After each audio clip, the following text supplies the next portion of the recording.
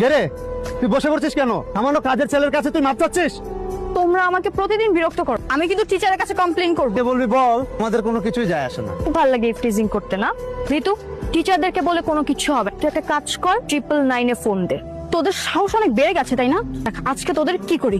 Hello madam. Golam, জি madam. আমাকে ভার্সিটির কয়েকটা বখাটে ছেলে অনেক বিরক্ত করছে। আমি আসতেছি ম্যাডাম। তার কাউকে পাইলি না, তুই গোলামকে ফোন দিছিস কেন? দেখ না গোলাম কি করে। তুই গোলামকে চিনিস না। গোলাম?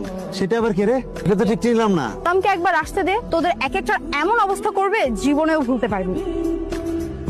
2 টাকার ছাগলের বাচ্চা এসেছে বাঘের কাছে। আয় ছাগল। এতক্ষণ তো ডিস্টার্ব করেছি, এখন চুমু খাবো।